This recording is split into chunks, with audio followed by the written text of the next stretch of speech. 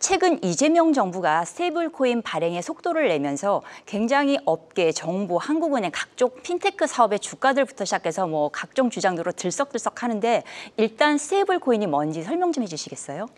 스테이블코인은 이름에 나와 있듯이 가격이 안정적인 암호화폐다 이렇게 보시면 될 것 같습니다. 어떻게 가격이 안정적이냐? 원화라고 치면은 원화 가치를 뒷받침할 수 있는 대한민국의 국채를 담보물로 쓰고 그만큼 1대1로 동일한 수량의 코인을 발행해서 코인 가격이 흔들리지 않게, 즉 원화와 1대1로 교환될 수 있게 가치를 유지하게끔 만들어 놓은 거죠. 또 하나의 특징은 스테이블 코인은 블록체인 위에서 발행된다는 겁니다. 그래서 우리가 코인은 당연히 블록체인을 쓴다는 것은 많은 분들이 잘 아실 테고요. 어떤 블록체인을 쓰느냐는 이제 결정하기 나름이겠지만 이 스테이블 코인이라는 것은 원화다. 근데 원화가 코인 형태로 블록체인에 발행된 거다. 그 가치가 담보물로, 원화 기반의 국채 같은 담보물로 100% 이상의 담보물을 유지하면서 가치가 유지되는 거다. 이렇게 이해하시면 되겠습니다. 저희가 스테이블 코인 하면은 테더라든가 서클 같은 것들이 익숙한데 사실 보통 달러 기반 스테이블 코인을 스테이블 코인의 어떤 전체 범주로 오해하기 쉬운데 지금 원화 기반 스테이블 코인이 새롭게 나올 수 있다는 말씀이시잖아요. 그렇다면 도대체 원화 스테이블 코인이 어떤 이슈가 있어서 갑자기 카카오페이 주식이 확 뛰었을까요? 네, 이제 슬슬 우리나라도 원화 스테이블 코인을 만들어서 달러 스테이블 코인의 이 사용성이 전 세계적으로 확산되고 있는 이 트렌드에 발맞춰 나가야 되지 않겠느냐, 이런 주장 때문입니다. 이제 새 정부가 출범하면서 디지털 자산 관련 입법이 굉장히 속도를 내고 있는데요. 이 법안의 가장 중추적인 역할을 담당하는 게 바로 이제 원화 스테이블 코인의 합법화입니다. 규제를 만들고 기준을 만들어서 국내에서 원화 스테이블 코인이 민간에서 만들어져서 우리나라에서 먼저 이렇게 유통되게 하자라고 하는 움직임이 지금 굉장히 거센 거고요. 일단은 그 통화 주권이라는 그 미명하에 지금 원화 스테이블 코인이 굉장히 탄력을 받고 있는 것 같습니다. 왜 통화 주권이 중요하냐? 이 달러 기반 스테이블 코인이 말씀하신 USDT나 USDC 같은 달러 기반 스테이블 코인이 지금 우리나라에서도 이미 그 일상생활 결제 수단으로 쓰이기 시작했습니다. 원래 달러 기반 스테이블 코인은 그 거래소에서 암호화폐 거래소에서 비트코인을 거래하는 용도로 가장 많이 쓰였던 알트코인이었습니다. 근데 이 달러 기반 스테이블 코인이 이제 실제 달러처럼 일상생활 결제 수단으로 쓰이는 거죠. 원래는 개도국들에서 많이 쓰였어요. 예를 들어 튀르키예나 아르헨티나 같은 고 하이퍼 인플레이션에 시달리는 국가들은 달러에 대한 수요가 국민들이 굉장히 높습니다. 자국 통화 가치가 너무 빨리 떨어지기 때문이죠. 근데 달러를 어느 환전소나 은행에서도 구할 수가 없으므로 달러 기반 스테이블 코인인 USDT가 그런 나라들에서 실제 일상생활 결제 수단으로 쓰였던 겁니다. 근데 그 바람이 우리나라까지 넘어온 거죠. 우리나라는 원화가 필수적으로 사용돼야만 하는 국가인데도 불구하고 이 외국인 관광객들이나 아니면 일부 국내 내국인들도 원화 달러 기반 스테이블 코인을 리닷페이라고 하는 굉장히 재밌는 카드가 하나 있는데 이런 핀테크 기업들의 신진 어떤 핀테크 기술을 활용해서 이미 사용하고 있게 된 겁니다. 일단 스테이블 코인 자체가 국경 간 결제, 결국 해외에서 그 환전을 하지 않고 쓸 수 있는 장점을 가장 큰 어떤 이슈, 장점으로 해서 쓰게 된다고 하는데 그렇다면 원화 스테이블 코인을 해외에서 그렇게 쓸까? 이게 가장 큰 포인트잖아요. 그럴 만큼 어떤 파워가 있을까요? 경쟁력이 있나요? 원화 스테이블 코인이 나온다고 해서 원화의 국제적인 위상이 갑자기 올라가지는 않습니다. 원화의 국제적인 위상이라는 것은 국가 경쟁력, GDP 성장률 이 모든 것과 연관이 있는 것이지 원화 스테이블 코인을 통해서 원화가 더 빠르게, 더 멀리 해외로 뻗어나갈 수 있다.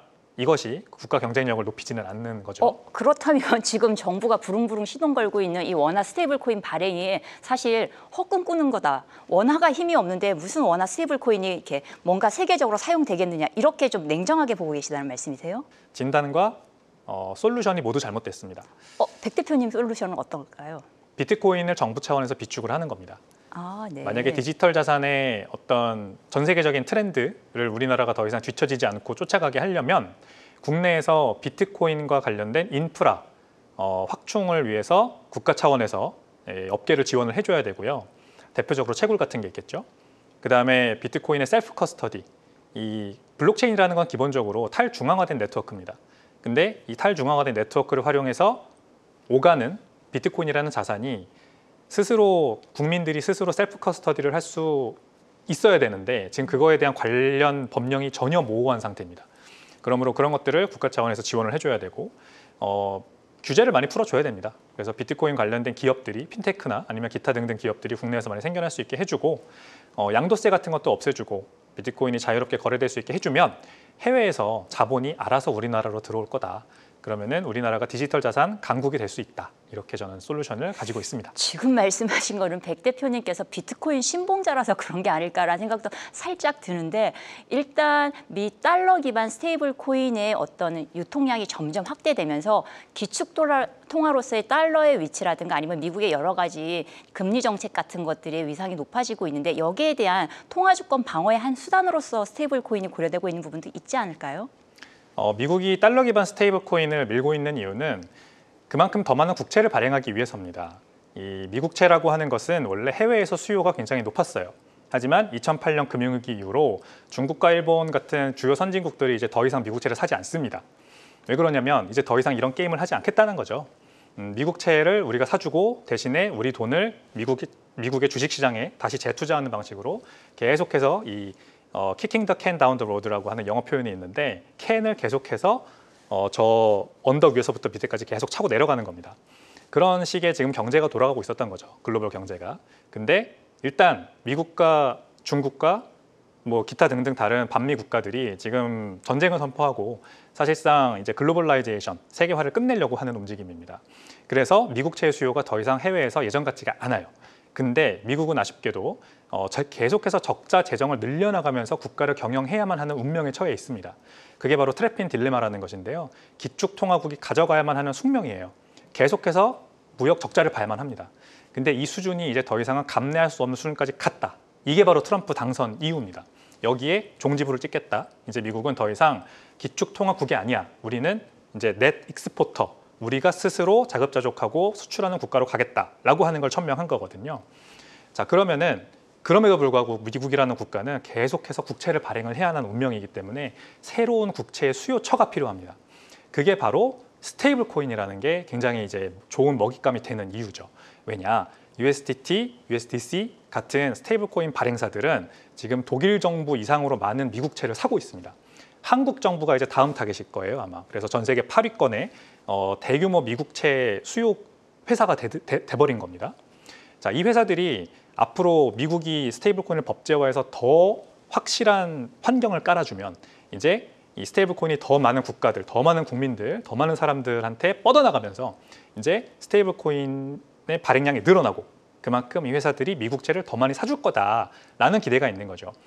근데 대한민국이 이렇게 하면 자, 이제 스테이블 코인의 명확한 목적을 말씀드렸습니다. 근데 대한민국이 똑같은 방법을 취하면 통화 주권을 지킬 수 있는 게 아니라 오히려 반대 길로 가게 되는 겁니다. 왜냐하면 대한민국의 원화는 기축 통화도 아니고 유로나 스위스 프랑 같은 준 기축 통화도 아니고요. 부분적인 국제 통화 위치도 사실상 없습니다. 싱가포르 달러나 뭐 멕시카 페소나 이런 것들이 외환시장에서 그런 식으로 거래되긴 합니다. 가치유정 수단, 지불 수단. 근데 대한민국 원화는 전혀 그런 위치가 없기 때문에 오히려 원화 스테이블 코인을 발행해서 이게 만약에 국채 발행의 어떤 원인으로 발전을 해버린다면 오히려 우리나라는 인플레이션이 더 심해지고 원화 가치가 너무 절하되는 그런 안 좋은 상황으로 갈 수가 있다. 그래서 제가 이제 진단이 틀렸다라고 말씀을 드리는 겁니다. 네, 일단 달러와 원화의 어떤 통화로서의 가치가 상당히 위상이 다르기 때문에 원화 스테이블 코인의 미래에 대해서 좀 부정적인 입장을 많이 말씀하셨는데 그렇다고 하더라도 일단 논점을 좀 달리해서 본다면 이 원화 스테이블 코인을 통해서 또 정부가 노리는 부분도 있지 않을까요? 어떤 부분에서 좀 이점이 있을까 말씀해 주실 수 있을까요? 네. 원화 스테이블 코인을 발행하는 이유, 결국 소비자에게 실익이 돼야 된다라는 얘기를 하는 걸로 알고 있습니다.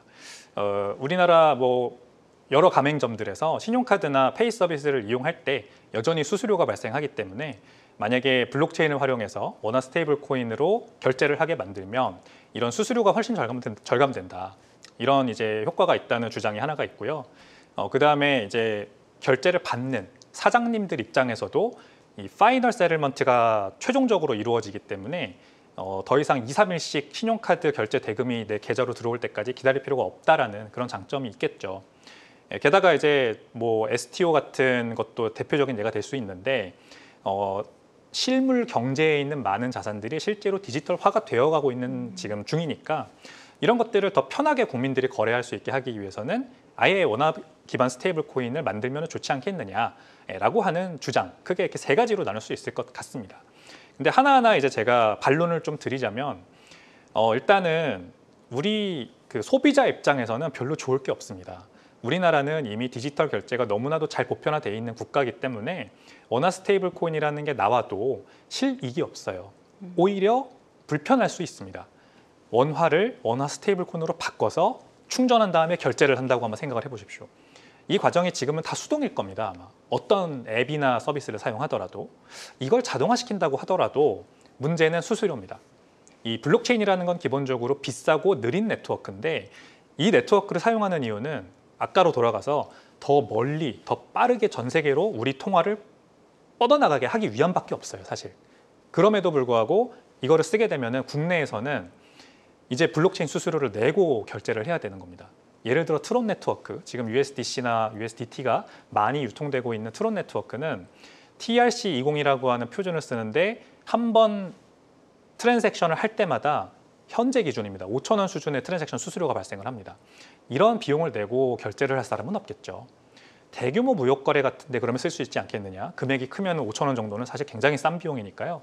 근데 무역회사 다녀봤다는 분들은 다 아시겠지만 다 달러로 결제를 하지 원화로 수입이든 수출이든 결제를 하는 무역 그 사장님들은 없습니다. 자, 이게 이제 문제고요. 소비자 입장에서 별로 실익이 없다. 판매자, 사장님들 입장에서는 실익이 있을 수 있겠죠. 왜냐하면 파이널 세틀먼트, 최종 결제가 가능하기 때문입니다. 뭐 신용카드로 결제를 받아보신 사장님들은 당연히 다 아시겠지만 3일, 길게는 일주일까지도 시간이 걸려가지고 결제를 받게 돼요. 어떨 때는 아예 은행 계좌로 돈이 안 들어올 때도 있습니다. 그래서 제가 다 카드사에 전화해서 이거 안 들어왔는데 왜 안 들어왔어요? 하면 그제서야 카드사에서 정정해주는 일들도 많아요. 근데 만약에 원화 기반 스테이블 코인 결제가 보편화되면 이제 사장님들은 그냥 그 즉시 내가 현물을 받는 거나 마찬가지므로 굉장히 편할 겁니다. 물론 이거를 사장님 입장에서 소비자가 됐을 때 쓸 수 있는 경제가 만들어져야겠죠. 거기까지 이제 가는 게 어려울 거라는 게 이제 하나의 걱정인 거죠. 아, 그러면 여기서 잠깐 방향을 전환해서 네. 어쨌든 스테이블 코인이 가진 가장 큰 장점이 국경 간 결제에서의 훨씬 여러 가지 장점들이 있다. 근데 이제 이거는 논외로 치고 그러면 적어도 우리 영내 결제 국내에서는 좀 자유롭게 쓸 수 있지 않겠냐. 특히 여러 가지 뭐 지역 화폐라든가 정부가 주도하는 여러 가지 정책과 결합해서 좀 유용성을 창출할 수 있지 않겠냐 하는 시각도 있을 수 있는데 여기에 대해서는 어떻게 생각하세요? 네, 너무 좋은 질문이십니다. 저도 경제의 요소에서 스테이블 코인이 잘 활용될 수 있는 분야는 있을 거라고 생각을 해요. 대표적으로 이제 소프트 경제가 되겠죠. 소프트 파워, 소프트 경제. 우리나라 K 콘텐츠, K-팝 이런 거 요즘 너무 인기이지 않습니까? 전 세계적으로 이런 무형의 서비스 자산 같은 것들은 전 세계로 인터넷을 통해서 그냥 막 뻗어나가 버립니다. 근데 이런 것들을 소비할 때 내는 비용, 이런 것들을 이제 뭐 해외에서 어떻게 결제를 할지를 한번 생각해 보면 좋을 것 같아요. 만약에 우리나라에 있는 이런 K-팝, K-컬처를 만들어내는 회사에서 스스로 스테이블 코인을 발행해서 그 스테이블 코인을 통해서 결제를 하게 만든다면 이제 해외에 있는 그 컨텐츠를 소비하는 사람들은 더 편하게 결제할 수 있는 환경은 분명히 마련될 거라고 저도 기대를 합니다. 특히 이제 STO 같은 거 우리나라에 있는 어떤 자산이 만약에 디지털 그 블록체인 원장 위에 올라가서 발행이 된다. 그럼 이거를 거래하는 거래소들도 뭐 기존처럼 은행 계좌 연결해가지고 뭔가 원화를 입금하고 거래를 하게 하는 것보다는 그냥 아예 KRW 스테이블 코인으로 결제를 하게 하면은 구매를 하게 매수를 하게 하면은 더 편한 이 트레이딩 환경이 조성될 것 같아요. 그래서 국소적으로는 KRW 스테이블 코인이 당연히 쓰일 수 있는 곳들이 있겠죠.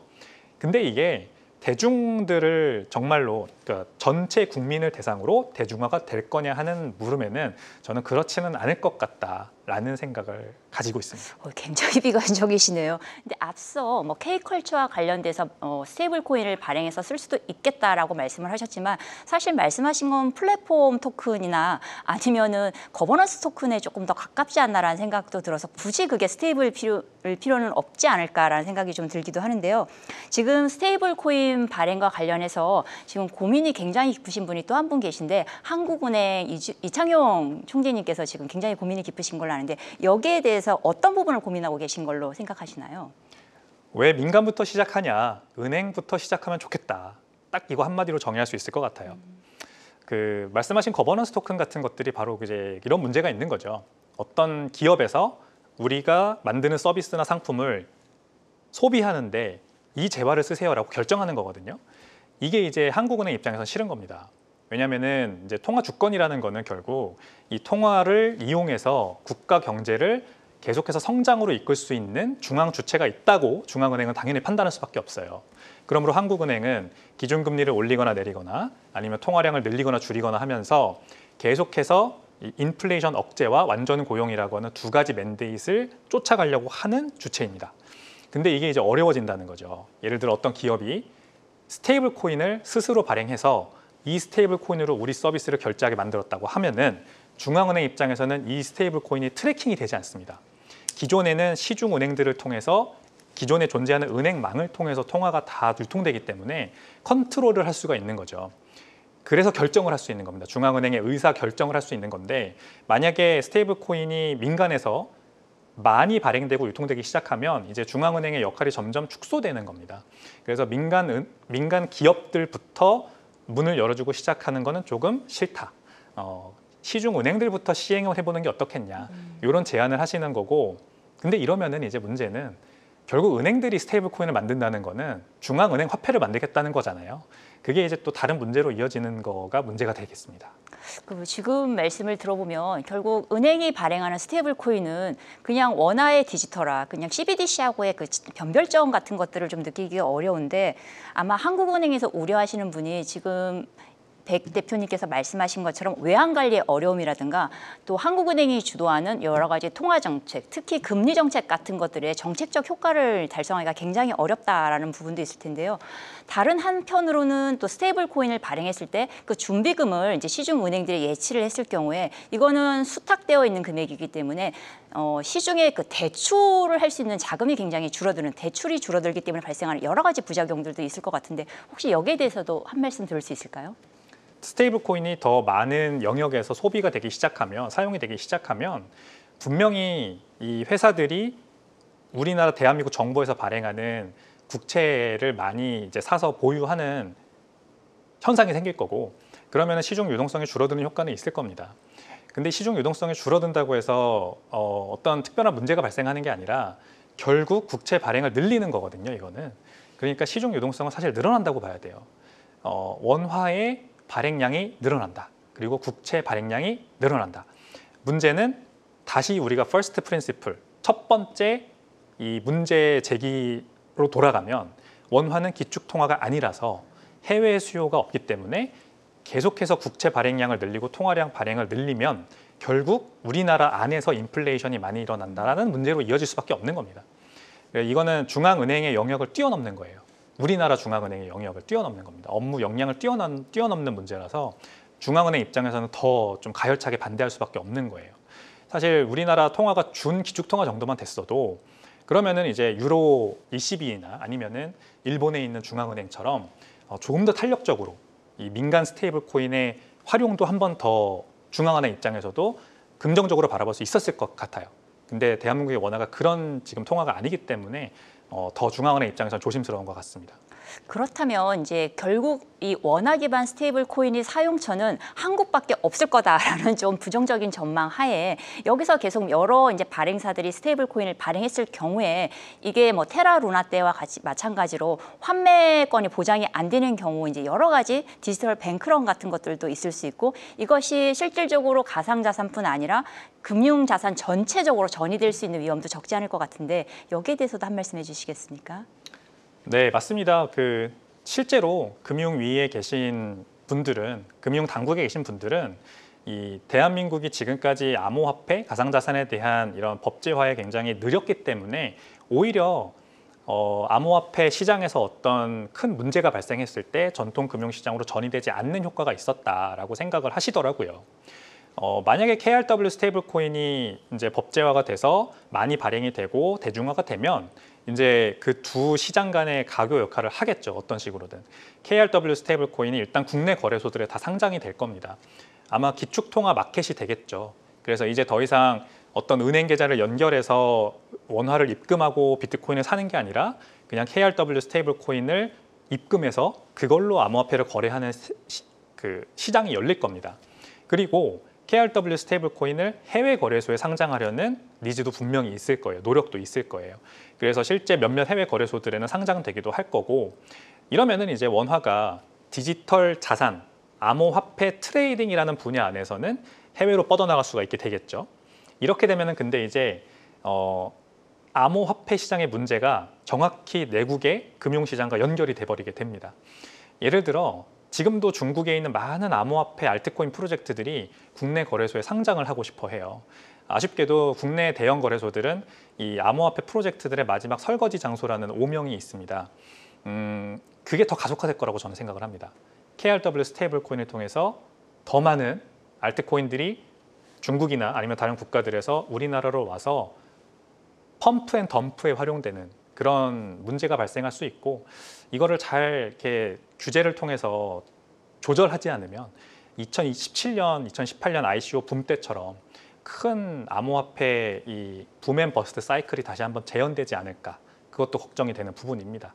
그러니까 백 대표님께서 해주신 말씀을 다시 한번 정리를 하자면, 이 가상자산, 디지털 자산 시장에서 가지고 있는 여러 가지 부작용들을 말하자면 해소하는, 그것을 한국어에서 털어내는 하나의 수단으로 스테이블 코인, 특히 원화 기반 스테이블 코인이 악용될 소지가 굉장히 높다라는 이제 우려를 말씀해 주신 것 같은데요. 그렇다면 마지막으로 스테이블 코인과 비트코인과의 관계를 좀 한마디로 정의하면 어떤 관계로 볼 수 있을까요? 뭐 상호 보완적 관계라든가 뭐 전략적 동맹, 이런 형태로 말씀을 하신다면?